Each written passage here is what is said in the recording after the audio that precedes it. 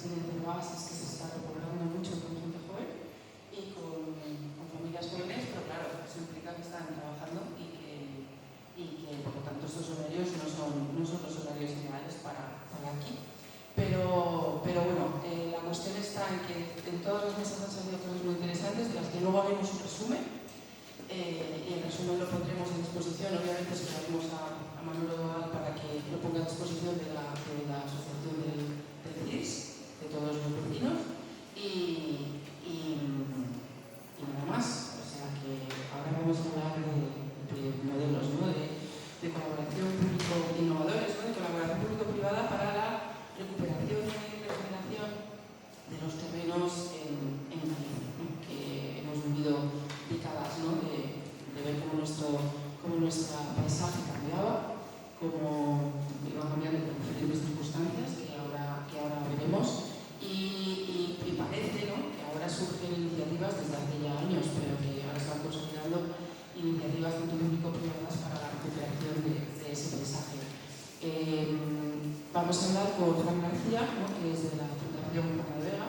Tengo que decir que Fran, y ya puedo decir que tenemos una amistad, cierta amistad, Fran le conocimos en las primeras jornadas de Rural Lab. O sea, una de las cosas más interesantes que tienen estas jornadas es cómo nos tejemos una red, ¿no? de personas interesadas en las mismas cuestiones y de toda la comarca, incluso de la comarca y un poquito más allá de la comarca, de la Coruña, de Galicia.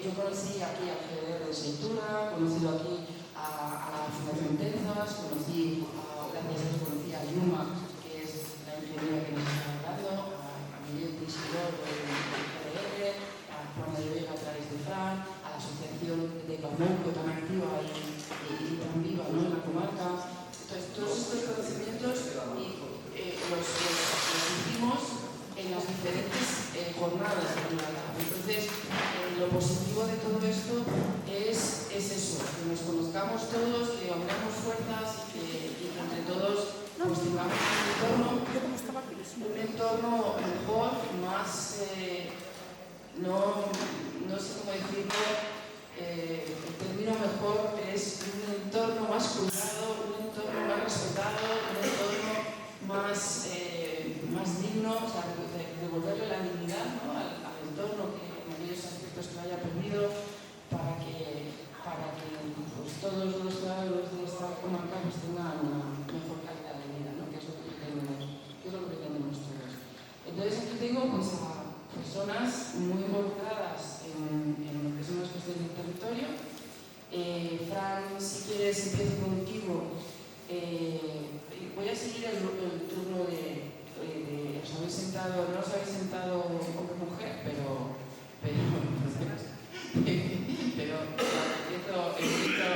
empiezo si queréis. Vamos a empezar por el fondo, Fran. ¿Te parece? Vamos a presentar a Mercedes Máquez. ¿Es Máquez o Máquez? Máquez. A Mercedes Máquez está también Claudia de Trujillo.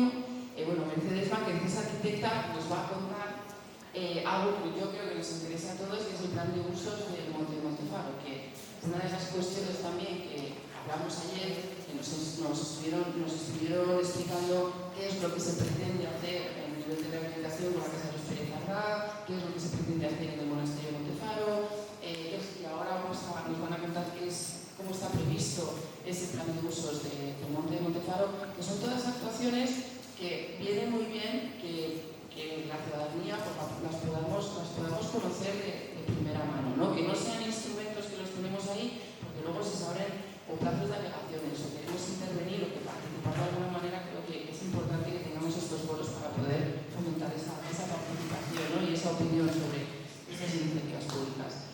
Claudia de Trujillo nos va, es de San o de Sauce. Claudia de Trujillo es paisajista y técnica de proyectos de la Fundación RIA, ¿no? Ya nos contará lo que es la Fundación RIA, yo creo que la conoce todo el mundo en Galicia, ¿no?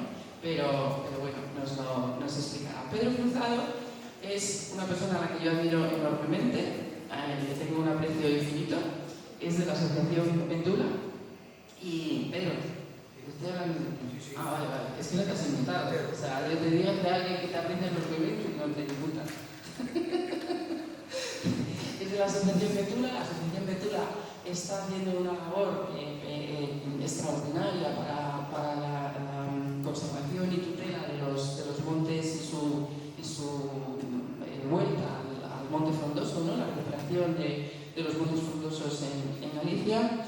Y Fran García, como decía, es de la Fundación Juana de Vega, que nos contará algo también de los polígonos agroforestales que están ahora mismo en la situación y la tramitación en este momento. Empiezo con Mercedes, parece, y vas aclarando los problemas del PowerPoint. Teníamos prevista su presentación, pero bueno, sí. ¿Tenéis prevista su presentación? Pues entonces empezamos por Fran, no hay ningún problema. Fran,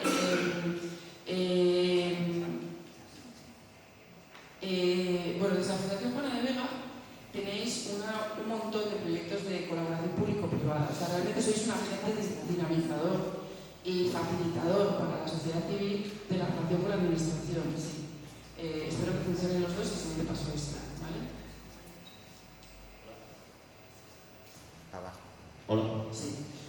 Sois un agente dinamizador, ¿no? Y facilitador, yo creo, ¿no? De la relación entre la ciudadanía y el sector privado y la administración, ¿no? Tenéis esa capacidad, ¿no? de poder, a través de vuestros recursos, de poder encauzar, ¿no? estas iniciativas y traer a Galicia, además, muchas iniciativas que están fuera y que nos costaría, ¿no? acceder a ellas. Entonces, cuéntanos un poco cómo es, tú ya sabes que una de las cosas que estoy haciendo yo arriba es intentar tramitar un polígono de agroforestal de iniciativa privada, ¿no? Que está previsto en la Ley de Recuperación de Tierras Agrícolas. Yo de esto me enteré, la Ley de Recuperación de Tierras Agrícolas es del año 2021. Yo lo vi en su momento y dije, ostras, puede tener una parte un poco perversa, todos lo sabemos, y cuando lees una ley, yo que soy abogada, siempre la tienes que ver con unos ojos muy críticos, de saber para qué se ha hecho a veces esa ley un poquito con algunos intereses, ¿no? Que están detrás, pero que puede tener un efecto no siempre positivo, pero también tiene un efecto, yo creo, muy positivo, que es el poder localizar y recuperar para el uso tierras que están totalmente abandonadas. Sabemos que con el minifundio en Galicia el abandono de las tierras fue absoluto, no absoluto, pero sí muy, muy grande. Y cuando no hubo abandono, hubo incapacidad de gestión por parte de muchos propietarios, ¿no? Porque yo me estoy encontrando en la zona que quiero yo restaurar, que son 11 hectáreas justo debajo de mi casa, aquí en Los Cacheros. En esas 11 hectáreas llevo más de 70 trocitos comprados, algunos de lo que se llama una mitad cerrado, o 250 metros. Este es el calibre, ¿no? De las tierras son realmente monofundios, ya no es que sean minifundios. Eso es imposible de gestionar. Entonces, muchos propietarios saben que lo tienen, pero no saben para qué lo tienen. Hay una atomización brutal.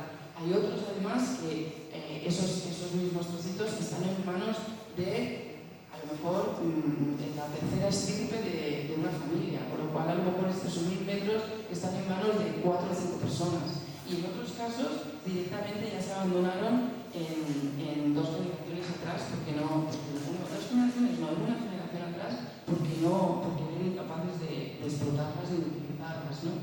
Y en otros muchos casos, a veces, incluso las familias, algunas no están en buena relación, entonces tampoco es fácil arreglarlo, ¿no? Bueno, yo he ido comprando, ya digo, más de 70 trozos, pequeñitos, uno a uno, pero me encuentro con que hay algunos que no puedo localizar al propietario, ¿no? Yo he intentado ir con una situación muy pausada de vecino en vecino, pero hay algunos que no soy capaz de localizar a quiénes son, ¿no? Entonces, para poder hacer una mínima explotación de 11 hectáreas, donde 5 de ellas sean cultivables, teniendo en cuenta que van a estar destinadas a agricultura regenerativa, con lo cual la rotación de los cultivos tiene que ser de 5 años, pues si al final lo que necesito es tener al menos esas 5 hectáreas para poder tener 1 hectárea por año de cultivo, que tampoco es tanto, ¿no? Pero y para eso necesito esa superficie, porque si no sería imposible sacar adelante este proyecto, ¿no? Entonces he tramitado un polígono agroforestal. Y a mí me gustaría que contases qué son los polígonos agroforestales, cómo funcionan y cómo se tramitan, ¿vale? Empieza entonces por el tema de los polígonos. No, por lo que consideres. Sí, no, por lo que consideres. Nada, bueno, primero de todo, pois, os días a todos e a todas, gracias por a vosa presencia e gracias tamén a organización por contar coa Fundación Juana de Vega, non? E a nivel personal tamén, moi agradecido porque moitos de vos sabedes, eu son casi veciño de aquí, son do Paso de Canovo, e é un placer actuar na casa, hoxe, non? Como que... Bueno, vou comenzar por explicar o que é a Fundación Juana de Vega, porque é unha institución que xa ten percorrido moi longo no desenvolvemento rural en Galicia. Somos unha fundación privada, sen ánimo de lucro, que ten como ámbito de actuación a Comunidade Autónoma de Galicia, e nese sentido, a súa orixe,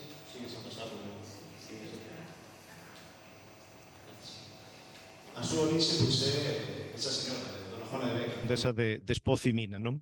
Juana de Vega era unha liberal coruñesa do século XIX, faleceu sin descendencia e por orden testamentaria deixou escrito que había que crear unha fundación, en principio, unha escola agraria técnico-práctica para mellorar a calidade de vida dos labregos. Non? Isto foi no ano 1872 e dende ese momento a fundación tivo o mérito de manter esa continuidade e esa filosofía inicial.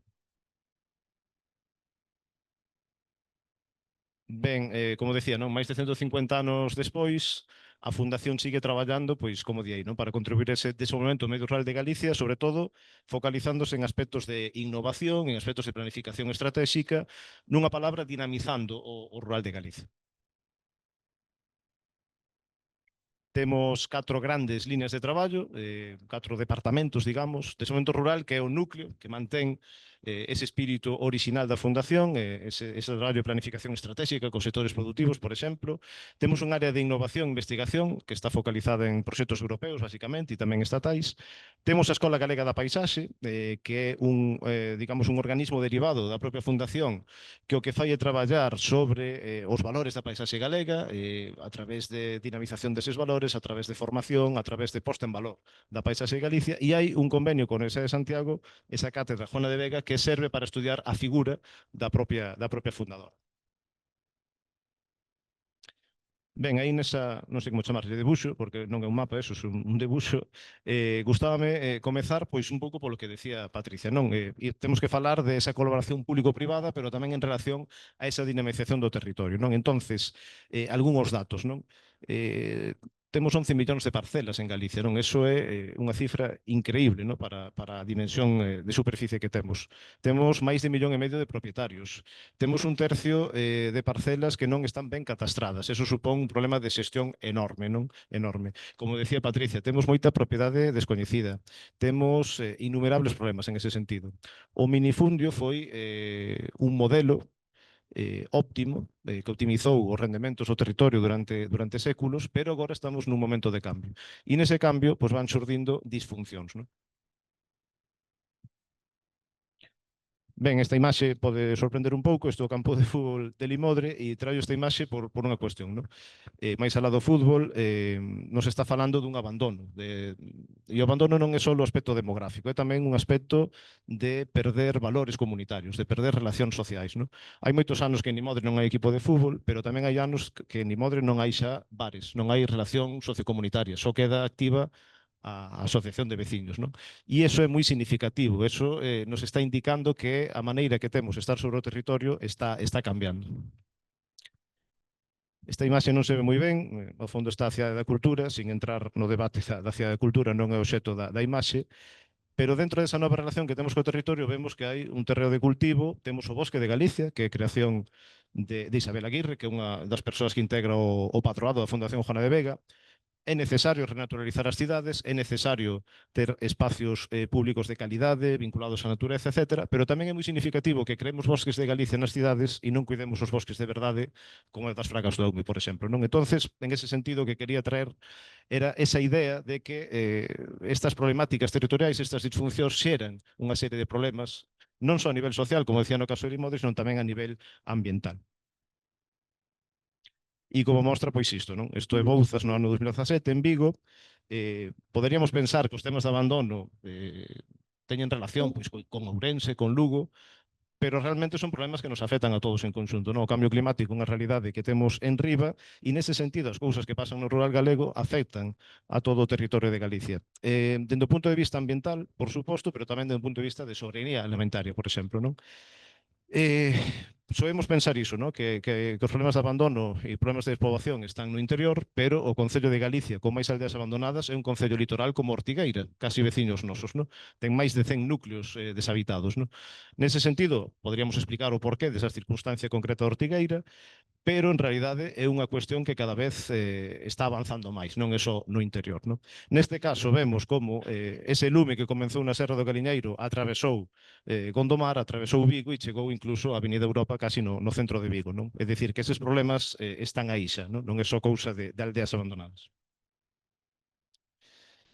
Ben, en relación á colaboración público-privada, traio esta imaxe, despois explicarei que contexto este, máis alá da capacidade que teñen as administracións desde o punto de vista financiero, administrativo, o importante desta colaboración é recoller tamén esa inteligencia colectiva, non? Recoller tamén, a través de procesos de participación como da imaxe e demais, todo ese saber que teñen os axentes locais, todo ese saber que hai nos sectores productivos, todos eses intereses, ligalo todo e traballar, como decía, con esa inteligencia colectiva. Neste caso, un proxecto que temos na Fundación que se chama Ecosfir Wines, que basicamente, nunha frase, non, traballa con viñedos e a implantación de solucións verdes nos viñedos para evitar esas plantacións continuas, non? Ver como a presencia desa infraestructura verde mellora os servicios ecosistémicos dos viñedos. Neste caso, un proceso de participación, como decía, ligamos, non? Unha das funcións que ten a Fundación Juana de Vega é ligar a administración coa sociedade civil, nos facemos moitas veces como nexo, sendo unha institución privada, pois temos esa labor,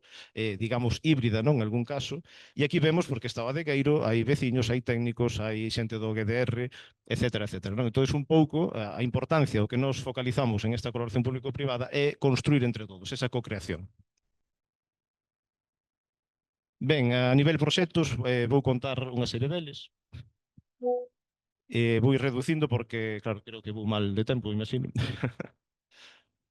Ben, este foi o primeiro proxecto no que eu traballei na Fundación. Ten ese título longuísimo, en resumo, Plan de Monterrey, chamábose, non? Isto é unha colaboración coa Consellería de Medio Rural. O que fixemos aquí foi un proceso de participación na comarca de Verín-Monterrey, 10 concellos da comarca, e a idea era traballar con tres grandes líneas, o sector agrogandeiro, o sector forestal e o patrimonio cultural coa derivada de turismo, non? Fixemos moitas entrevistas, fixemos moitos talleres e, en realidade, pois foi unha mostra como, dende a Consellería, cos concellos, cos asentes locais, se pode construir un plan de acción entre todos para unha comarca inteira. Non? Derivado diso, se nos contratou tamén para este proceso de participación. No ano 2022 sufrimos unha vaga de lumes, a máis grave, non? Da que temos datos en Galicia, con miles de hectáreas, non? En esas 5 áreas. E o que fixemos aí foi o mesmo, non? A través de entrevistas, a través de talleres, pois recoller propostas de intervención sobre o territorio. Vemos tamén aí unha vontade da administración de escoitar a cidadanía, non? E nós como cidadáns tamén temos a responsabilidade de participar nos procesos, non? Porque realmente, se nos dá voz, deberíamos aproveitala. Nese sentido, pois, bueno, o dato máis significativo é que se recolleron máis de 1.300 propostas de actuación en eses montes queimados. E isto é un proxecto en que estamos traballando agora mesmo, como vos decía, non? Dende a Fundación, unha das labores que temos tamén é canalizar fondos, é dicir, máis alá do aspecto financiero, como decía, é lóxico que obtemos, non, a canalización deses fondos para poder desenvolver os proxectos. Neste caso, é un proxecto que traballa con 56 comunidades de montes de 5 áreas, entre Galicia e Asturias, e o que facemos é unha co-creación, un living lab, un laboratorio vivinte. Non? En que consiste isto? Bueno, nós identificamos os axentes que teñen intereses en eses montes, que teñen capacidade de xestión deses montes, os propios comuneiros e comuneiras, empresas de xestión forestal, distritos forestais, etcétera, etcétera, e entre todos propoñemos solucións para eses montes. É dicir, nós como técnicos non vamos con unha folla de ruta xa establecida, senón que facemos procesos de escoita, poñémonos en contacto entre eles, hai un intercambio de saberes e de coñecemento entre pares e unhos montes enseñan aos outros o que están facendo. Temos tamén iniciativas particulares. Dentro da Fundación temos un programa de apoio a empresas agroalimentarias que leva xa 13 edicións. Cada ano seleccionanse 10 proxectos e se lles dá formación a emprendedores no rural, porque eses emprendedores implican despois fixación de poboación e implica tamén xestión territorial. Non? E como vos decía, pois xa van máis de 120 proxectos que pasaron por esta iniciativa particular nosa. E, en paralelo, a Administración ten un programa parecido moito máis amplo, que é esa rede de polos de emprendemento. Nós, dentro da Fundación, somos coordinadores globais da rede, e en este caso un pouco diferente a nosa porque funciona con todos os sectores productivos. O noso programa de emprendemento é solo para o agroalimentario. Pero quero dicir en este sentido que pode haber similitudes, non, entre ambos programas. Rapidamente, pois, bueno, como vos decía, temos tamén proxectos europeos. Este Down to Earth é un proxecto con 6 rexións europeas, un proxecto Interreg. O que se fai aquí é estudiar precisamente, no caso galego, a lei de recuperación e nas outras rexións, pois, as leis similares, non? E o que se fai é trazar, pois, aprendizaxes a través de estudios de casos de boas prácticas. Tentamos ver que aspectos funcionan nas normativas de outras rexións, cales podemos trasladar aquí e que podemos ofrecernos tamén a esas outras rexións.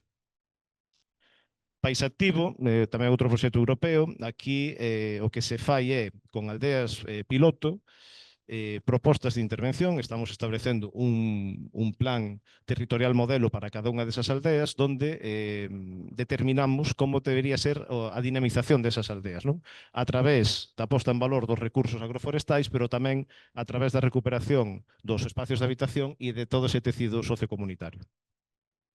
Este pasámolo porque non nos dá tempo.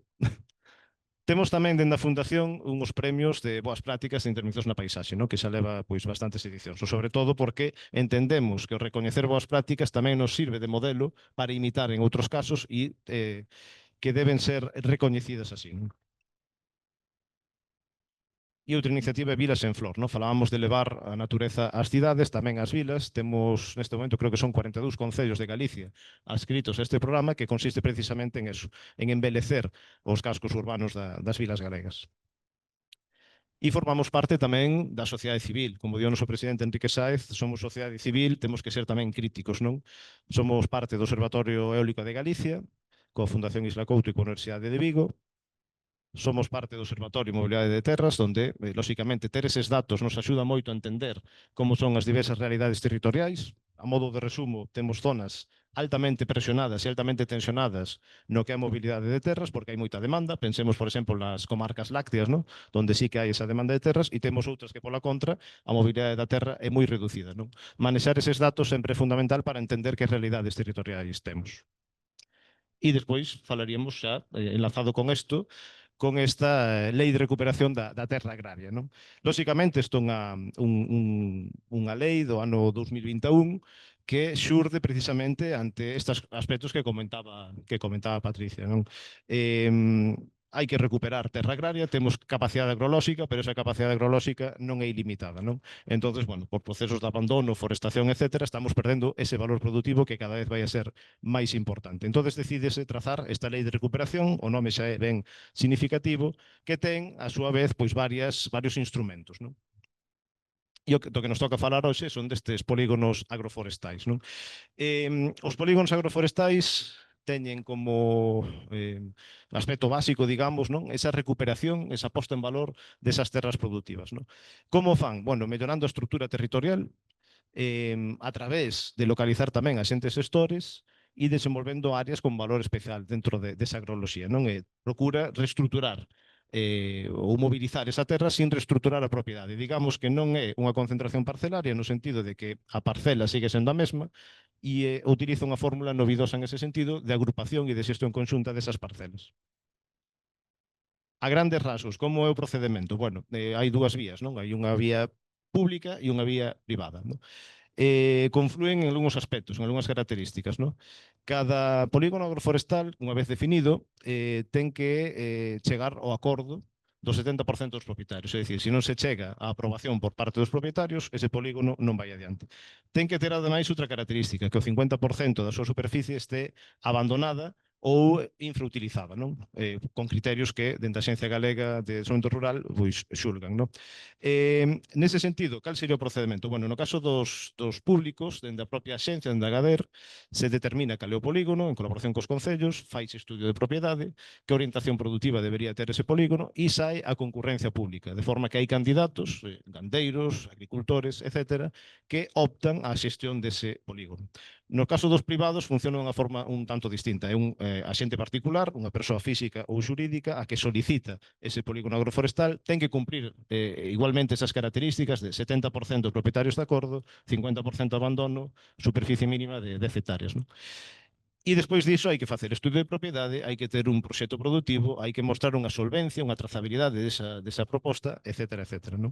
Declárase de utilidade pública e, no caso do privado, pois xa non sae co ocurrencia, obviamente, porque é o propio xente que solicita o que debe xerir ese polígono. Non? Non sei se queremos profundizar algo máis en este tema, despois seguimos. Vale, pois moitas gracias. Muchas gracias, Fran, por la celeridad. Después, si queréis preguntar algo del polígono agroforestal, pues podemos conversarlo, pero le vamos a dar, vamos a darle el paso a Pedro. Pedro, una de las cosas que tienen estos polígonos es que se van a recuperar tierras forestales, pero a veces se van a recuperar tierras forestales para la explotación del eucalipto. Vosotros, sin embargo, lo que estáis trabajando es para la recuperación del bosque autóctono, ¿verdad? Y de la recuperación de las frondosas en terrenos que a veces han sido invadidos, ¿no? por esos eucaliptales. De hecho, aquí en Cervás y en Montefaro ya habéis hecho varias actuaciones y cuéntanos un poco cuál es el trabajo de Betula. Moi ben, bueno, pois a Asociación de Custodia do Bosque Atlántico Betula é unha entidade realmente de conservación ciudadana privada. En estes momentos ten 250 socios, ten 21 hectáreas en propiedade, de las cuales 17 por compra e 4 por doazón de seus propietarios. Curiosamente, un veciño de aquí de Cervás nos donou unha finca na Bailadora.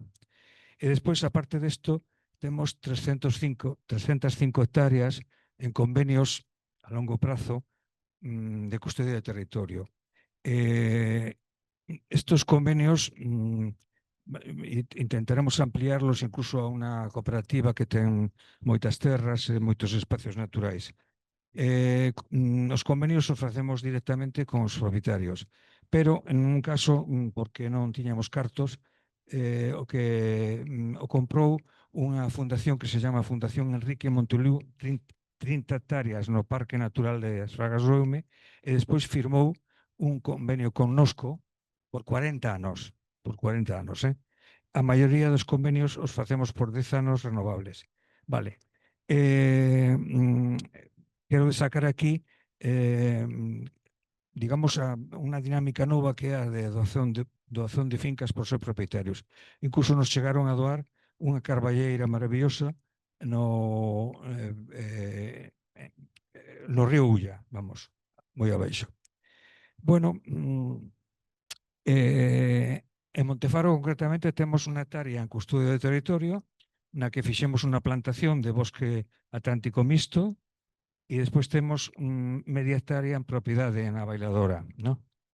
Que é o que facemos nós? Pois nós facemos, basicamente, son restauración do bosque atlántico mediante eliminación de eucaliptos, plantación, en algunos casos, favorecendo o rexenero natural na maioría, e incluso este ano vamos a intentar producir costes e facer máis extensións a sementeira directa de Landras. Vale. Sempre que haxa rexenerador natural, lle damos prioridade á súa conservación e desenrolo, porque, digamos, os pés que hai ali, como de carballo, de bidueiro, de sanguiño, de moitas cousas, están perfectamente adaptados. E as plantacións moitas veces pois, son un fracaso, sobre todo se ven seca en verán, cando necesitan bastante agua. Bueno, que problemas temos? Por suposto que xa se falaron aquí do tema o minifundio, que nos terrenos forestales penso que é todavía aínda maior que nos terrenos agrarios. Hai parceliñas de 3 metros de ancho, tiras, e outras que terminan en vértice no punto do monte. Un desastre, vamos.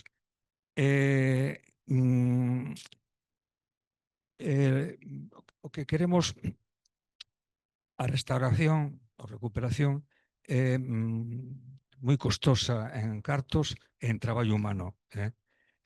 Naqueles sitios onde se pode utilizar maquinaria, por exemplo, ahora temos en Monfero unhas 2 hectáreas que fixemos con maquinaria, con o tractor, primeiro foi a tala, despois pasou unha desbrozadora, rozadora de martelos fixos para anular os cepos, e agora iremos este ano a facer a plantación. Bueno, aquí en Ares temos tamén algunhas propiedades, aparte da bailadora, no sur de Lubre, que eran fincas agrícolas. Aí non podemos poñer especies forestais, porque o prohibía a legislación, pero sí podemos poñer a mellor castiñeiros para froito ou outras parecidos. Sobre o castiñeiro quero falar moito. Vamos a ver, o castiñeiro, tanto de madeira como para froito, pode ser, en algúns casos, en algúns, poucos, unha alternativa ao eucalipto. Unha alternativa xoga un papel para o fomento da biodiversidade enorme, incluso tamén un papel que pode ser como de cortalumes. E, bueno, aí andamos. Como vamos a facelo? Pois vamos a montar un campo de ensayo comparativo de variedades apropiadas para a zona costeira, o sea, a menos de 200 metros de altitude. En este campo pretendemos que participe o Centro de Investigación Forestal de Lourizán e o Parque Natural do Eume e unha finca da nosa propiedade. De momento nos vai participar, vai dirixirlo unha enxeñeira de montes que foi responsable de investigación forestal no antigo Centro Forestal de Lourizán. E, bueno, creemos que pode ser un cultivo de altísimo valor para a biodiversidade e que supón, digamos, un pouco esforzo de mantimento, no caso de castaña para froito, a colleita, eso sí.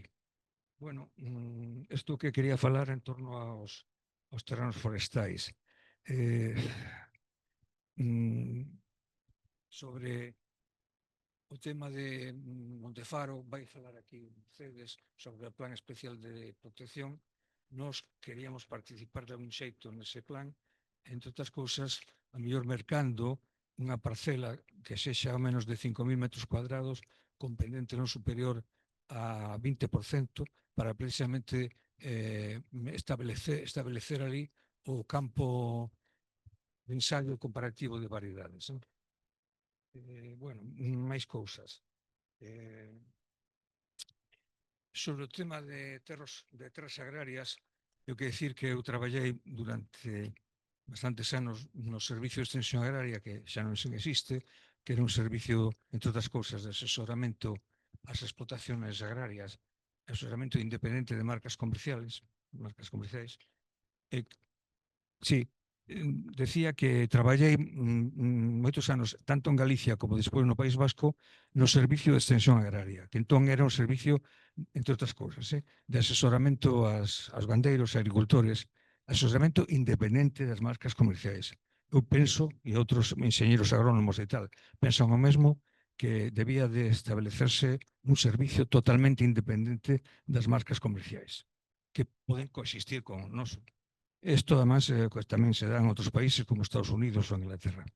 Bueno, por a edade que teño, coñecín a bisbarra está cultivada, totalmente cultivada. Na miña casa cultivábamos trigo, centeo, maíz grano e patacas para o teu consumo. Bueno, chegou os anos 60 e desapareceron rapidamente todo o cultivo. Eu empecé a escribir un traballo sobre as posibilidades de agricultura periurbana nesta comarca. Periurbana, todo entendemos, o sea, agricultura que está alrededor de núcleos urbanos, tanto sexa Ferrol como pode ser Mugardos, Ares, etc. Bueno, esta agricultura periurbana fai unhas aportaciones moi positivas, que casi estoy por leerlas se teño tempo, rapidamente. Sí. Bueno, pues, Esquemática. Sí, sí, sí. Esquemática.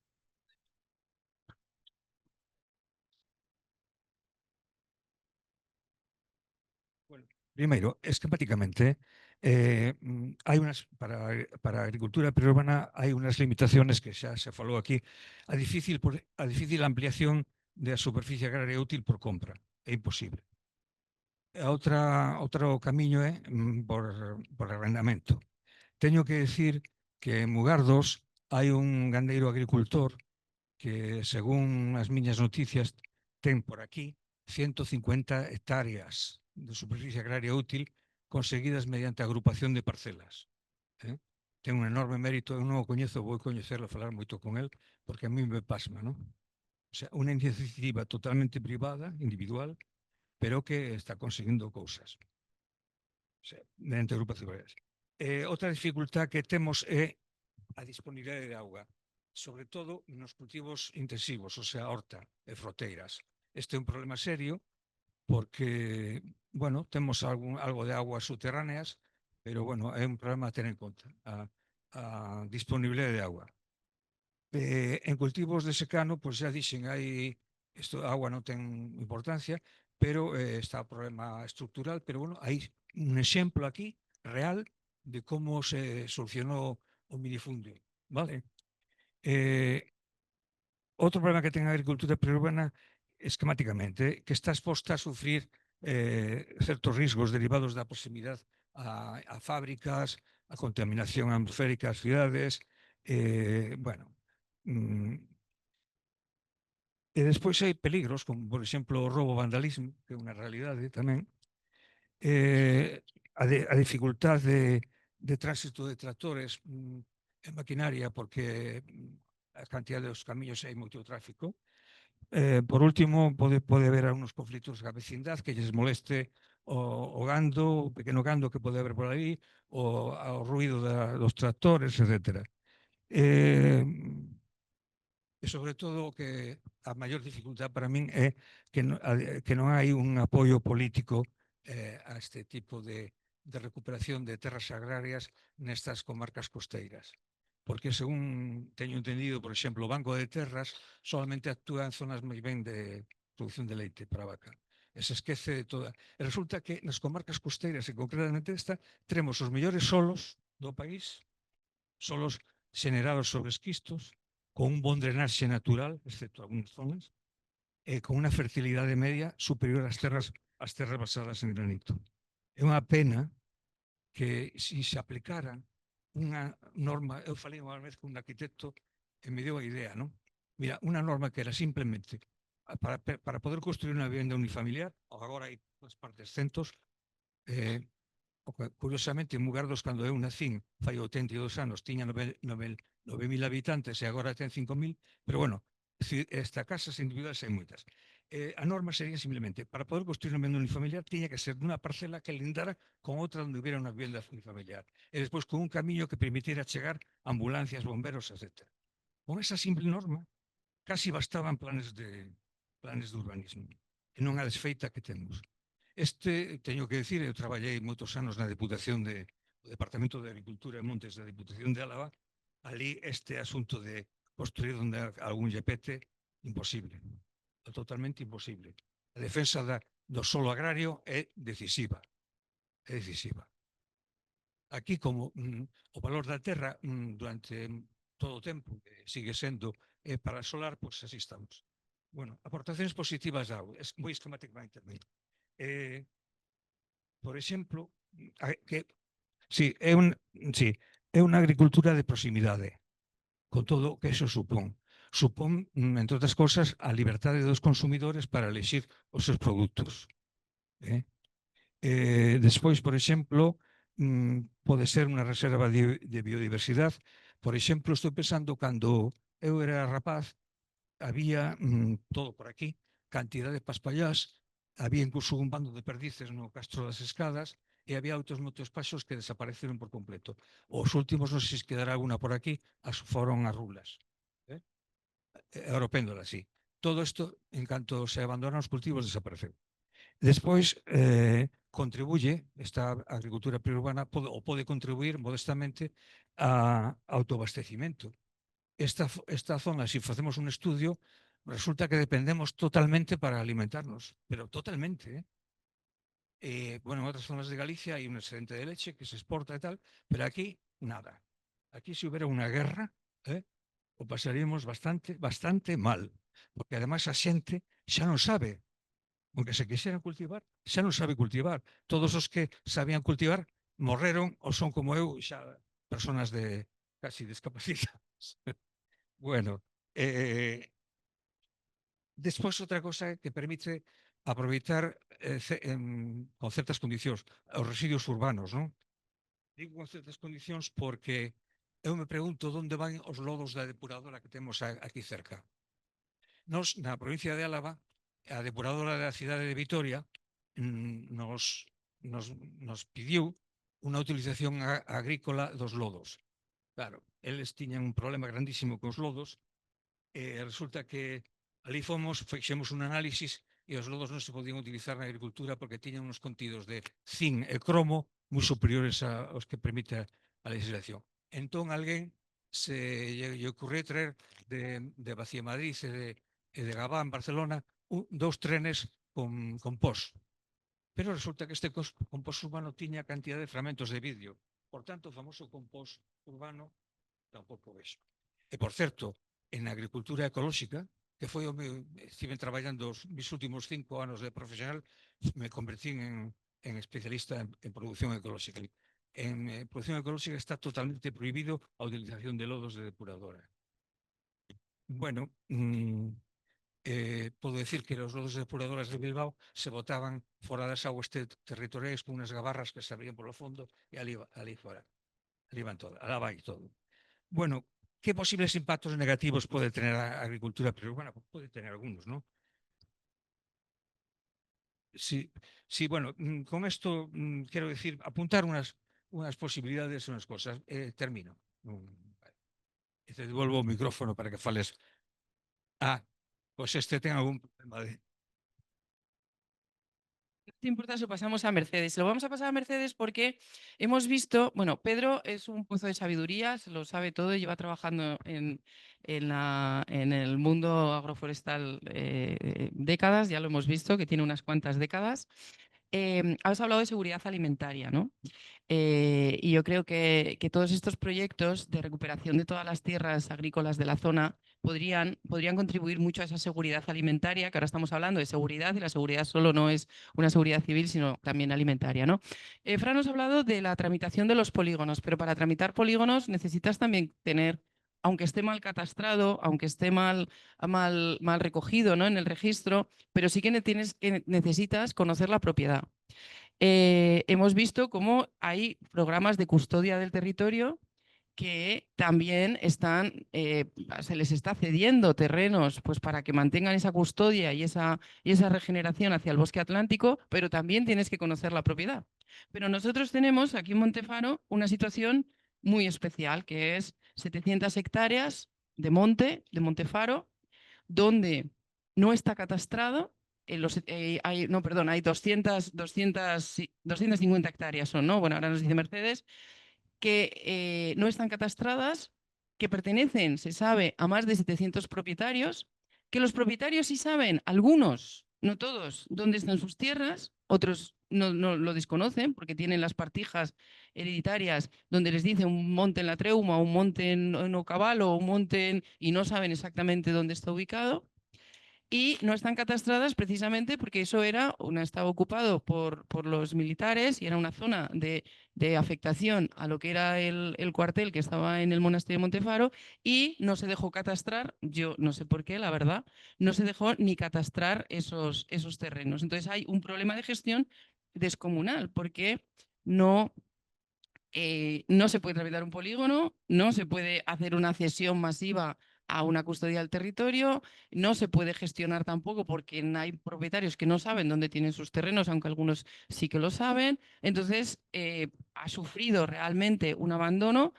Hemos visto además cómo ha habido un expolio y una actuación de madereros en algunas ocasiones se puede decir que ilegales. Yo no voy a decir afirmarlo del todo, pero no creo que muchos de ellos tuviesen los permisos del ayuntamiento para hacerlo, y era necesario que algún ladrón, sí, por eso.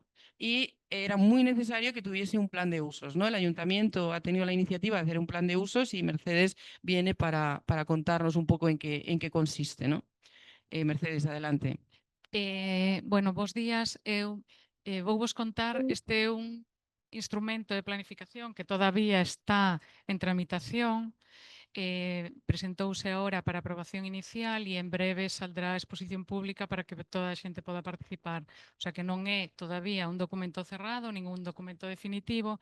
Eu vou vos contar de que cousas nos partimos, que valores encontramos nesta paisaxe, neste territorio e que cuestións creemos que son importantes para poder, sobre todo, protexelo. Por eso é un plan de protección.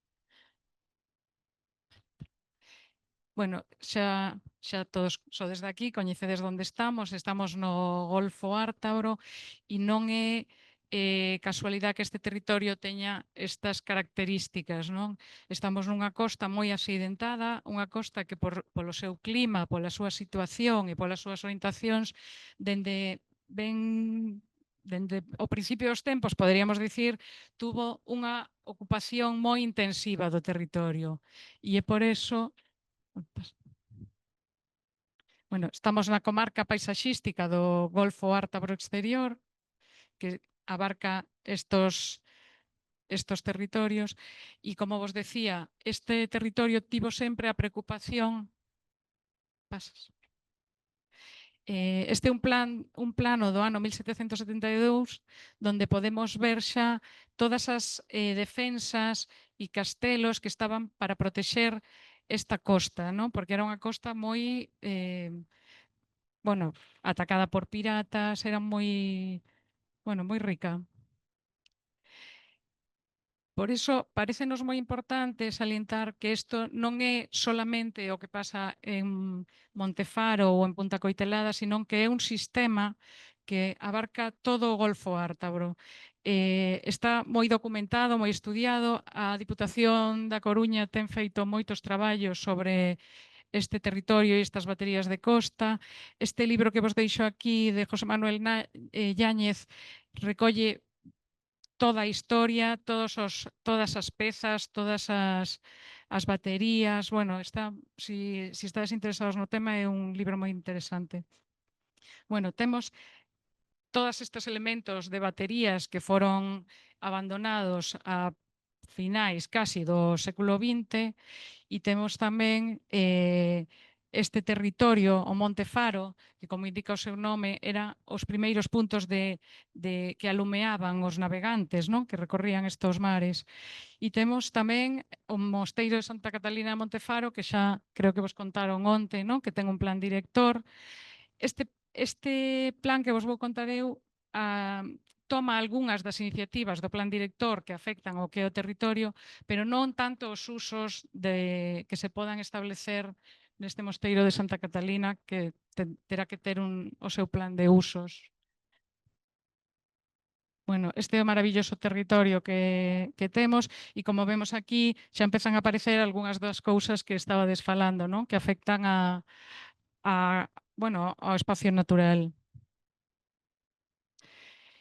Este é un plano de Fontán de 1845 e, como vedes, expresa moi ben como é a característica deste territorio, non? Un territorio con unhas fortes pendentes, un territorio asomado a este mar, e na foto do 56 tamén podedes ver como as zonas, bueno, vou acercar, vemos como todo este espacio é o espacio natural, o espacio que está aquí o máis agreste, e despois o mosaico de parcelas de cultivo que chegaban hasta mesmo a playa. Os núcleos quedábanse un pouquiño máis afastados. Agora a construcción masiva, que tamén comentábades, fai que as casas estén xa mesmo pegadas á playa e incluso algunhas nestas ladeiras de por aquí. Este é un plano de usos do solo actual. Podedes ver estas casas que vos que vos señalaba que xa avanzan polos dúas lados da ensenada de Chanteiro. As zonas que están en verde máis claro sería o matorral costeiro, que todavía se conserva, sobre todo aquí en Punta Coitelada ten moi boa calidade todavía. O verde máis oscuro son as plantacións forestais, moitas delas de eucalipto. E despois esas zonas que aparecen así nun color como café con leite serían os espacios agrícolas que xa son bastante residuais neste entorno. Este plano o que reflicte son os hábitats prioritarios e hábitats de interese para a Red Natura 2000. Como vemos, todavía unha boa parte deste territorio ten moitos hábitats de interese. O propio plan xeral e o plan de ordenación do litoral delimitan prácticamente estas áreas como áreas de solo de protección natural. Fixemos tamén un amplio estudio, moitísimo máis que este, de vistas desde todos os elementos de interese para localizar puntos de visión, puntos a protexer, desde onde convería protexer as vistas e tamén desde onde nos ven desde fora. Este é un plano, digamos, o plano de síntesis do estudio territorial para partir del definir os usos e o plan especial e é un plano de valores. As zonas que vedes en verde máis oscuro son esos solos rústicos de protección natural que, como vedes, fan unha continuidade que se debería de preservar para a continuidade ecolóxica e a conectividade de todo este espacio litoral.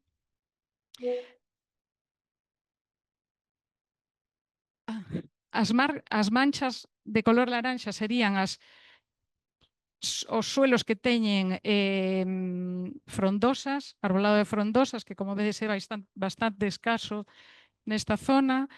O verde máis clarito, o verde máis claro, siguen sendo eses suelos que teñen hábitats de interese todavía. E esta zona de aquí, que tamén a queríamos vincular porque era moi importante, é a zona onde está a ermita de Chanteiro, unhos restos arqueolóxicos que hai aquí e unhas zonas verdes que ten previstas o plan xeral que estarían funcionando tamén en conectividade con todo este contorno. Bueno, e despois vedes os elementos que forman parte dese patrimonio militar que teñen os seus ámbitos de protección tamén. Xa delimitados, esos xa están delimitados polo plan xeral. Nos aí xa non entraríamos a definir ningún elemento desos. Este é unha foto antigua da playa de Chanteiro, igual xa a coñecedes, e nela vemos como era todo este monte, non? Era un monte de manto, de toxo, de brezos, e como estas terrazas de cultivo se iban asentándose na ladeira máis xa da zona do val e chegaban mismo á playa. Isto agora xa perdeuse todo, claro. E que é o que encontramos agora? Pois encontramos un plano do mapa forestal continuo do Ministerio e vemos que eso que está en color azul son plantacións de eucaliptos ou eucaliptos que teñen nacido de forma espontánea. Vemos que están a colonizar todo ese espacio e que están avanzando por riba do mato costeiro dos hábitats de interés prioritario. Vemos as plantas invasoras que tamén teñen xa unha forza importante, están arredor do patrimonio, os eucaliptos que aparecen nos camiños e tamén o uso desmedido e intensivo dese territorio, tanto por madereiros como por actividades intensivas excesivas, están a producir procesos de deterioro importantes en algunhas zonas. Outro dos problemas que encontramos era o que estabades comentando, de que esas parcelas, dentro dese mar inmenso, hai un montón de parcelas pero que non están identificadas. Hai un montón de propietarios que non saben onde teñen esa parcela e iso, claro, vai complicar moitísimo a gestión deste espacio. Este é o plan xeral e sobre este plano vou vos explicar cal é o límite do plan especial. O plan especial limita, como é obvio, no litoral, e despois este non era un plan especial que estaba previsto no Pexón. O plan xeral non prevía un plan especial para Montefaro, prevía un plan especial que o ten aquí previsto para Chanteiro. Un plan especial de mellora paisaxística que tamén é un área que está prevista no plan de ordenación do litoral. Pero visto o avanzado estado de deterioro e como avanza tan rápido a zona de Montefaro, decidiron facer un plan especial para tratar de poñerlle límite a isto. Entonces, o límite do plan especial vai ser o propio límite do plan de Chanteiro, que é esta línea de aquí, e esta línea de aquí, e o camiño, bueno, o vial que vai por aquí perimetrando, que era o que daba acceso a Santa Catalina e a toda a zona das baterías militares. Ese vai ser o límite do plan especial. Bueno, por si non sabedes que é un plan especial de protección, pois traíavos aquí o que dice a Lei do Solo, no? Os plans especiais de protección teñen por obxecto preservar o ambiente, as augas, o litoral, as paisaxes de interese, o patrimonio cultural ou calquera outros valores análogos. E este, ademais, é un plan, a parte de protección, é un plan de infraestructuras e dotacións porque é necesario intervir nas infraestructuras e nas dotacións. As infraestructuras e as dotacións son a ordenación dos sistemas de comunicación, de transportes, espacios públicos, equipamentos, etc. Neste ámbito temos tamén unha serie importante de camiños que non son camiños públicos e entonces hai que incorporalos para que este espacio poda funcionar, hai que incorporalos ao patrimonio municipal. Hai que identificalos, buscar os seus propietarios e comprarlles. Si para as parcelas é complicado, para os camiños é moito máis. Por eso este plan, ao final, non é só un plan especial de protección, sino que tamén é de infraestructuras e dotacións. Tamén hai outro elemento no que se intervín, que é que o plan xeral dispón para a batería de Bailadora que se sitúe ali un museo ou un local para a interpretación deste espacio. Pero tanto o Plan Director de Santa Catalina como o ICOMOS recomendan que ese espacio debería estar situado no edificio do Hospitalillo, a carón do monasterio. É un edificio máis importante, ali podería ter salas, podería ter museo, podería ter unha cafetería, un espacio de acollida, e entón que sería mellor facelo ali e deixar as baterías pois para que sexan interpretadas como que son. O obxecto do plan é a protección e conservación dos valores morfolóxicos, ecolóxicos, paisaxísticos e patrimoniais do ámbito, compatibilizando o seu uso coa protección, a mellora e a recuperación das áreas degradadas. E agora teño así moi rápido algunhas propostas que leva o plan, que son, por exemplo, a protección e posta en valor de Montefaro como punto de atracción turística que permita tamén a dinamización da economía local, e non só local do Concello, sino, como vos decía, a Diputación da Coruña está traballando ten moito interese en todo este espacio das baterías de costa, está traballando en Ferrol, están traballando tamén en Valdoviño e xusto terminou este luns un concurso público para rehabilitar tanto Bailadora como as baterías de Campelo.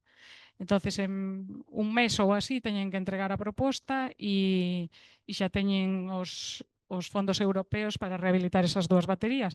Confiemos que sigan rehabilitando tamén as outras. Bueno, a protección do patrimonio militar, valorizando a súa pertenza ao conxunto de baterías de costa. Como vos decía, este plan non é un plan sobre as baterías, non intervén nin vai intervir sobre o patrimonio construído, solamente sobre a súa contorna, vale? Sobre a paisaxe na que se insertan estas baterías. A recuperación do mato costeiro e deses hábitats identificados pola Rede Natura, liberándoos de invasoras. Aquí o plan sí que propón tamén, porque os fondos ao final do Concello son limitados, pois que poda colaborar con asociacións, cos veciños, ao final que este de algún xeito va a ser un espacio para todos, para disfrutar todos e que todos de algún xeito tamén é unha forma de sentirse partícipe e formar parte del, non? A prohibición de establecer peches de parcelas en todo o ámbito de protección. Isto é un manto continuo que non ten ningún tipo de parcelación nin peches que limiten a circulación da fauna. A incorporación ao patrimonio municipal de esos camiños de titularidade descoñecida, así como o seu acondicionamento. A creación de 2 ámbitos de aparcamento disuasorio, un na contorna do monasterio e outro a chegada a Punta Coitelada para evitar que o tráfico rodado circule por dentro destes ámbitos. Limitarase o acceso para mantemento ou cuestións especiais, pero non va a poder ir un hasta o Segaño co seu coche. A prohibición de construción de novas edificacións, únicamente poderán rehabilitarse aquelas de carácter tradicional que están reguladas polo artigo 40 da Lei do Solo. Neste caso, as únicas edificacións que hai neste ámbito son as edificacións que forman parte do patrimonio militar. A mitigación do impacto que xeneran as antenas de telecomunicacións que están aí arriba é outro dos elementos moi complicados de solucionar, pero o plan propón que o Concello hai medios para tratar de convenir ou pactar coas empresas para que se agrupen e en calquera caso evitar que se poidan dispersar máis ou colocar máis. Terán que colocarse nos postes que están. Delimítase unha área na zona máis alta onde están a maior parte delas para que se sitúen así, pero hai algunhas que xa están afastadas desa zona, incluso fora do ámbito do plan especial. Hai unha que está encima dunha das baterías, dunha dos BIC. Tamén plantexamos a recuperación da finca orixinal do Mosteiro de Santa Catalina. Este é o único plano que se encontra, non se sabe se exactamente este é o muro que podería encerrar o Mosteiro de Santa Catalina. No plan director tampouco chegan a apuntalo ben, pero a verdade é que na foto do 56 síguense. Si o seguimos, isto non son camiños porque son ángulos rectos, e parece que podería ser. En calquera caso, se non fora ese estrictamente o ámbito da parcela, sí que nos parece importante recuperar todo ese paisaxe para o mosteiro e que aí se poda xenerar un bosque de autóctonas que poida ser un parque público do Concello de Ares. Tamén se plantexa que isto é un dos propósitos tamén do plan director e que o recollemos porque é un aspecto territorial que ten que ver cos camiños, a modificación do trazado do vial que discurre aquí no límite noreste do mosteiro, aquí arriba, vai pegadísimo, o vial vai pegadísimo, aínda que se pretende que os coches queden aquí haberá un acceso e accederase peatonalmente ou en bicicleta ou como sexa, pero aquí o camiño vai pegado. Propónse abrilo un pouquiño para recuperar a ala da panadería que hoxe non existe. O que vos comentaba de cambiar o uso de bailadora para centro de interpretación e que o centro de interpretación se poida colocar no edificio do Hospitalillo. E despois, a sinalización, porque un chega ali e non sabe o que se vai encontrar, non sabe se hai unha batería, 3 ou 17. Entonces, unha sinalización con unhas balizas, patrimonio tampouco deixa colocar ali, e creo que tampouco é obxecto, ali todo é raso, as propias baterías están ocultas, o sea, todo ten que ser moi mínimo, pero sí que unhas balizas de madeira con un código QR, hoxe todos levamos un móvil e podemos ler cal é a nosa ruta, interpretar cal é a batería, como se chama e que é o que ali facían. E despois establecese unha zonificación que permita a regulación de usos e actividades a realizar no ámbito. Entonces, establecese unha zona 1. Aquí non teño un plano para enseñarmos porque, como vos comentaba, isto todavía está. En breve poderelo ver, pero é moi fácil. A zona 1 é a zona de uso limitado e restauración ambiental. Esa zona é a zona que ocupaba aquel manto amarillo que vimos, os hábitats prioritarios. os hábitats de mato costeiro, brezos, toxos, ericas, eso que temos aí. Nesa zona admítense as actividades educativo-ambientais e recreativas compatibles coa súa conservación, eliminación de especies invasoras e nada máis. Os camiños serán os que estén abertos e non se poderán trazar camiños nin pasar con bicicletas, cabalos ou que sea por enriba do manto. A zona 2 de uso moderado será aquela compatible cos usos tradicionais e todo o resto do territorio. O sea, todo o resto do territorio será zona de uso moderado, menos a zona de uso xeral, que chamamos así, que é a zona de uso intensivo, que serán a parcela que se reserva para as antenas, porque eso non hai que facerlle, as áreas de estacionamento ou de aparcamento e o mosteiro de Santa Catalina, para non limitar a posibilidade de que se lle podan dar usos que acollan afluencia de xente.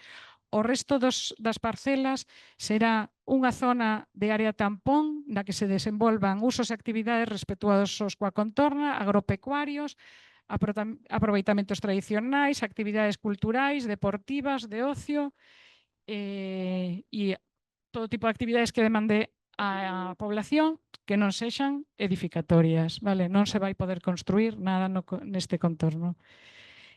E bueno, logo teño unha máis, unha máis solo, que son distintos sitios ou experiencias turísticas que teñen moito que ver, non? Como é a Bretaña, todos esos, o sendeiro dos aduaneiros.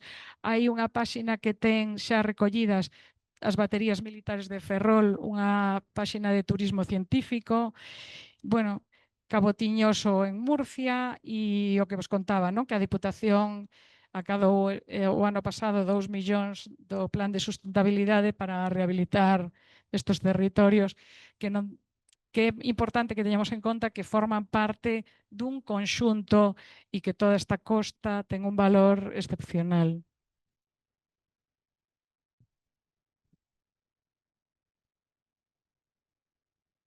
Muchas gracias, Mercedes. Vamos muy tarde, pero no importa, ¿vale? Porque yo creo que teníamos que dejar que expusiesen todos de una manera descansada, algo descansada, los proyectos. Yo creo que era muy importante que conociésemos cuál era el plan que se está tramitando en el Ayuntamiento de los usos de Montefaro, el plan de especial, que no de usos, ¿no? Que el plan especial de Montefaro. Yo conocí Montefaro muy de niña, vamos, me fui con 5 meses, estaba ya viviendo dentro del monasterio porque mi padre era militar y por lo tanto tuve el privilegio de vivir durante 14 años dentro del monasterio. Yo de hecho, recordáis algunos, el primer incendio que hubo en Montefaro, que estuvimos 3 días aislados dentro de Montefaro por la cantidad de masa arbórea que había alrededor, era todo frondosas, no existía el eucalipto en aquel momento en Montefaro, imaginaos cómo ha cambiado todo el paisaje.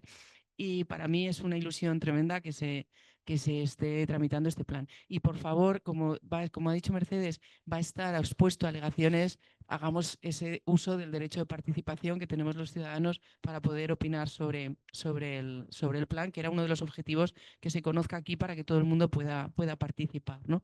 Entonces, Claudia, perdones por el retraso, te has quedado la última, eres la invitada además, porque eres más que no eres exactamente de la comarca. Eres paisajista, con lo cual esta presentación habrás visto que tiene también mucho interés, y eres técnica de proyectos de la Fundación RIA. Vamos tarde, vamos a dejarle el mismo tiempo a Claudia para que nos exponga qué está haciendo la Fundación RIA. Bueno, yo me imagino que todos lo conocéis, ahora nos expondrán cuáles son las líneas de trabajo, y muchas gracias por haber venido hasta aquí a contarnos qué se está haciendo en otros lugares de Galicia.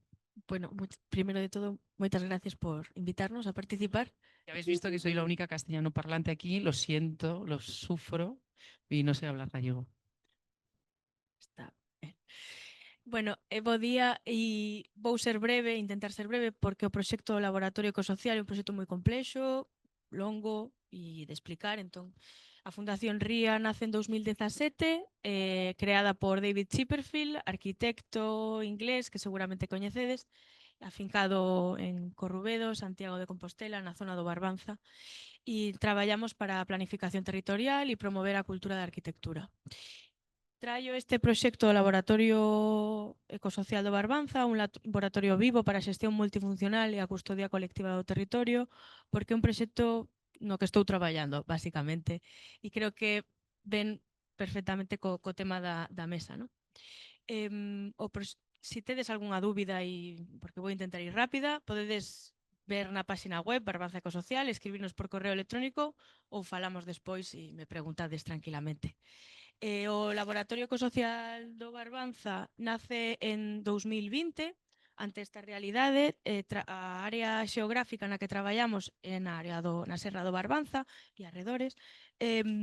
Esta é a realidade: monocultivo de plantacións forestais, piñeiro ou eucalipto e lumes forestais. Ante esta realidade, fago así, cambias. Vale. Ante esta realidade, aquí observamos unha imaxe do territorio e no mesmo lugar, pasa que era outra, e no mesmo lugar observamos os efectos dun incendio forestal, dun lume que chega ás casas. Aí é cando nacen os problemas, non? Pode haber lumes, pero cando chegan ás nosas casas xa temos que preocuparnos. E que podemos facer? Dende o Laboratorio Ecosocial do Barbanza trátase de un proxecto que non comentei, que nace dende a Fundación Ría, pero tamén en colaboración co Grupo Istagra, que é un grupo de investigación da Universidade de Santiago de Compostela. A idea é recuperar esa paisaxe, ese territorio activo, ese territorio vivo, onde a parroquia, a aldea, o monte veciñal, as persoas, o gando, a actividade se recupera, é reconectar un pouco con esa custodia do territorio, con esa actividade agrícola. Pasamos? Para un pouco facer fronte a recuperar esa paisaxe de mosaico e facer fronte aos lumes forestais. Que facemos? Pois cun grupo de investigación e unha fundación como Fundación Ría decidiuse analizar o territorio. Seleccionáronse tres casos de estudio: Baroña, Froxán e Laíño. E fixose esta primeira fase de investigación. Como coñecemos o territorio? Pois podemos analizar mapas e facer un montón de tal, pero como ben dixo Fran, hai que coñecer as persoas. Entón, realizamos unha serie de entrevistas, 30 a 56 persoas en total, para coñecer a comunidade local. E a partir de aí, levamos todo o despacho, fixemos esa análise e despois fixemos estas xornadas de devolución. Moitas veces todo ese coñecemento queda no despacho e se plasma nun proxecto, nun plan. Nos intentábamos trasladar eses coñecementos e compartir coa comunidade o que acabábamos de comprender e crear xuntas unhas novas liñas de actuación. A segunda fase foi, recibimos unha axuda económica da Fundación Botín, da Fundación do Banco Santander, para gastar, basicamente, en proxectos que dende a Fundación Ría poderamos ver que de interese. Decidimos aproveitar ese coñecemento local para elaborar un pequeno concurso de iniciativas locais para premiar aquelas que estean aliñadas con esa idea de recuperación do territorio dunha forma sostible. E aquí están 3 proxectos que me encantaría poder falar moito deles, pero vou ser super breve. Falar da comunidade de Montes do Fieitoso, que ten un proxecto super bonito que se chama Mais Caleña, traballa con nenos, esa propia comunidade ten unha escola, limita coas súas lindes unha escola primaria, e o que fixeron dende a comunidade de Montes é desenvolver un roteiro guiado no que os propios nenos de primaria son os encargados de facer ese roteiro. Entón, fixeron un marco escolar, o sea, todas as clases de primaria teñen unha pequena clase para explicar temas, pois plantacións de castaña, o precio da castaña, a resina, como se resina, todo. Entón, cousas super técnicas son aprendidas por nenos. Eso que provoca un empoderamento da propia cidadanía, dos propios nenos, a reconectar co que é co seu patrimonio natural e cultural. Incluso pasou para que vexades un pouco a iniciativa tan potente que é, roubaron unha cabra, porque teñen un rabaño de cabras, roubaron un par de cabras, e os nenos que estaban xogando a pelota xusto ao lado do cole chamaron e dixeron que nos roubaron as cabras, que nos roubaron as cabras, e foron os nenos que chamaron aos seus pais e xuntos buscaron, e en unha mañá estaban atopadas outra vez as cabras, porque correu a voz. O sea, isto é moi potente. Despois hai un programa educativo nun instituto de Rianxo, tamén, bueno, con a iniciativa de trasladar ese coñecemento e empoderar as novas xeracións para o cuidado do territorio e unha gandeiría familiar que é, bueno, en extensivo. Podes pasar.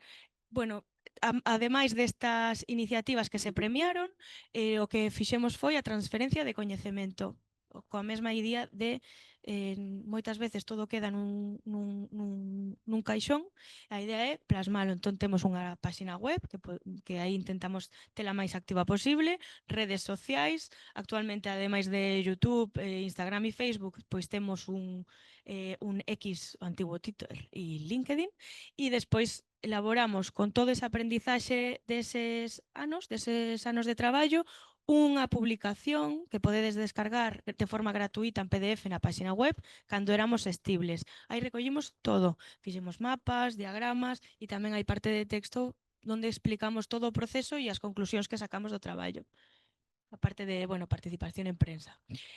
A seguinte fase nace aquí, a seguinte fase do proxecto. No 2021, a Plataforma pola Defensa do Monte, que é unha asociación que representa a 8 comunidades de montes de Rianxo, únense para crear este documento que parece irreal, pero non é utópico, é unha realidade. É un plan de ordenación territorial de todos os seus montes. As comunidades de montes se unen para diseñar ese marco de planificación de todos os seus montes de forma conxunta. Tamén hai montes públicos do Concello de Rianxo, tamén participa de alguna forma con este plan. Que pasou? Chamáronnos porque estas ideas, esas directrices que fixeron entre eles, querían trasladalas e darlles un contido un pouco máis técnico e que lle axudáramos un pouco nesa planificación máis estratégica. Porque nos coñecimos, non o comentei, pero coñecimos a esta xente da Plataforma pola Defensa do Monte a través desas convocatorias públicas. Rafael Saco, que era o presidente desta asociación, era un dos profes do Instituto de Rianxo que facía ese traballo cos seus estudiantes. Tamén o de Taragoña, a Comunidade de Montes de Taragoña, formaba parte, bueno, como vos comentei, o proxecto ese escolar cos nenos e tal. Entón, bueno, isto é unha evolución, imos coñecendo xente e van pasando cousas co tempo. Por que se conectan? Bueno, nos preparamos estas liñas estratégicas cun desglose, honorarios e tal, o sea, bueno, con un orzamento por cada partida, coa intención de que no momento que cheguen subvencións, estar preparados. Entón, que pasou? Bueno, isto todo traballou con personas, traballamos tal, creamos este documento, que pasou? Convocatorias. Aparece a Fundación Biodiversidade, un traballo de, bueno, fondos europeos para a promoción de bioeconomía forestal. Veña, pois vamos a presentarnos. Collimos ese documento e ademais dende a Fundación Ría chamamos a outros socios cos que xa colaboráramos en outras ocasións a través do Laboratorio Ecosocial para intentar crear unha proposta conxunta, darlle continuidade ao Laboratorio Ecosocial e eso, presentarnos. Entón, eso é o que fixemos e gañamos. Gañamos o proxecto, aquí estamos na presentación. Temos socios de todo tipo, entidades públicas como o Concello de Rianxo, asociacións, outras fundacións como Fundación Montescola e a Universidade de Santiago de Compostela con 2 grupos de investigación, Uxafores e Grupo Istagra e o CISPAC. E sobre todo a Asociación Plataforma pola Defensa do Monte, que é o socio con máis protagonismo, máis fondos. Volvimos a reconectar ese proxecto e a adaptar un pouco a eses tempos e a ese programa da subvención que nos facilitaron. Este é un pouco o territorio, o ámbito de actuación para que vexades o impacto que teña as actuacións que presentamos. Hai algunhas que se baixaron porque ao final unha convocatoria deste tipo, que eu creo que é un pouco a revisar a futuro esa colaboración público-privada, hai que entender que estas subvencións son moi potentes pero non están adaptadas á realidade, os tempos das comunidades de montes e a economía das comunidades de montes para adiantar cartos ou para tomar decisións non son as dunha convocatoria de 2 anos e claro, moitas delas tiraron para atrás. Pero bueno, aínda así é un territorio extenso, vale? Bueno, a idea era isto, ¿no? Facer que esta situación insustentable pois agora pois poda ser máis sustentable con esa xestión comunitaria, reducción de riscos forestais e etc. Bueno, palabrería que todos sabedes seguramente. As actuacións Estas son as actuacións que xestiona as comunidades de montes da Plataforma pola Defensa do Monte. Estas son, por un lado, temos a posta en producción, incorporamos novas especies como frondosas, sobre todo castiñeiros. Tamén traballamos coa loita da propagación de especies invasoras, ali hai moita acacia. Tamén, bueno, temos rebrotes de eucalipto por todas partes. E, bueno, tamén esas cabras que estaban en Taragoña, replicouse ese modelo e agora temos un rabaño de cabras de case 100 cabezas de tal, repartidas por todas as comunidades. A idea é que cada comunidade de montes teña un rabaño e se pastoreen tamén e se faga un traballo rotativo. Fíxose a contratación de 2 gandeiros que son os que xestionan este rabaño. Ademais, non o comentei, pero gracias a esta convocatoria, bueno, contratouse a unha enxeñeira de montes que nos axudou nesa ordenación dese plan de ordenación e tamén a un tractorista e tamén a un peón forestal. Despois, na parte de aproveitamento de materias primas, era ver o que teñen as comunidades de montes, eses recursos, e ver como podemos aproveitar. E estamos nesa fase, cuantificando eses recursos que teñen as comunidades. Cada comunidade de montes está bueno, facendo informes ou un documento onde se diga pois quen ten setas para intentar facer algún coto micolóxico en algún momento, quen ten mel, quen quere mel, quen ten castañas, quen non, outros froitos, que madeira temos, como, bueno, cuantificar e localizar. E despois estaría a última fase da cadea, non, dos recursos forestais, sería a transformación de materias primas. Nesta actuación colabora a Comunidade de Montes de Baroña. Esta situación é todavía máis potente porque aparece unha comunidade de montes afastada da realidade de Rianxo, que está noutra zona da Serra do Barbanza, que, como seguramente coñecedes, a Comunidade de Montes de Baroña é unha das comunidades de montes máis potentes de Galicia, unha referencia para moitas. Entón, ese hermano maior ou primo forte ven a axudar as comunidades de montes de Rianxo para facilitarlles un pouco ese referente e, sobre todo, facilitar equipamento. Neste caso, nos centramos na transformación de materias primas. Hai, por un lado, madeira, por outro lado, alimento e, por outro lado, residuos. Como madeira facilita a Comunidade de Montes de Baroña un serradoiro móvil, un maquinote moi potente, que o que permite que as comunidades de montes podan transformar a súa madeira máis alá da liña industrial e poder acceder á madeira, tableiros para facer, non sei, peches para as vallas do gando, facer casetas ou o que sexa, ou vigas para unha pequena construcción, que normalmente é moi difícil de acceder a eso, se non é, pois, bueno, a industria forestal, aínda tendo tanta madeira nos seus montes. Por outro lado, estamos a poñer en marcha un centro de transformación colaborativo de alimentos, que despois falarei a última hora da xornada, e que é un centro de transformación, un colaborador colaborativo que ofrecerá un servicio maquila para que pequenos produtores, gandeiros, comunidades de montes ou incluso particulares podan ir ali transformar a súa carne en, non sei, hamburguesas, filetes, zorza, o que sexa. É un espacio multiespecie e bueno, a idea é que de alguna forma sexa un espacio de innovación gastronómica para todo o territorio, pero tamén unha oportunidade económica para que a gandeiría en extensivo da zona poda diversificar a súa produción e profesionalizar un pouco o sector. Sobre todo para esas cabuxas, esas cabras de todas esas comunidades de Rianxo que son de carne, pois agora poden ver unha oportunidade de darlle unha saída comercial, non? Porque ao final cumplirá con todos os rexistros sanitarios e, bueno, terá unha etiqueta que se poderá comercializar. Despois contarei máis, se queredes. Despois, en cuanto ao compostaxe, o que fixemos foi unha serie de obradoiros para facilitar as comunidades, sensibilizar as comunidades de montes a aproveitar eses residuos forestais e gandeiros e facer compostaxe para as súas plantacións. Despois, nada, o resto de actuacións vou pasalas así super rápido. Estamos promovendo a construcción dunha comunidade enerxética no Barbanza e estamos avaliando esos servicios que ofrecen esos servicios e tamén a nivel económico esos servicios que ofrecen as comunidades de montes á sociedade, non? Un pouco esos servicios ecosistémicos. Pero bueno, é un modelo da Universidade de Santiago de Compostela con ese grupo Instagram. Rehabilitación de solos, captura de carbono, isto desenvolve Uxa Forest, este grupo de investigación da USC, e que o que estamos a facer basicamente son mesturas e probas con distintos aportes para valorar un pouco como se poden regenerar esos solos degradados polos lumes forestais. Innovación comunitaria e formación, aquí está o Concello de Rianxo que acaba de sacar un programa de formacións accesibles, se coñecedes alguén da zona e quere participar, pois están aí.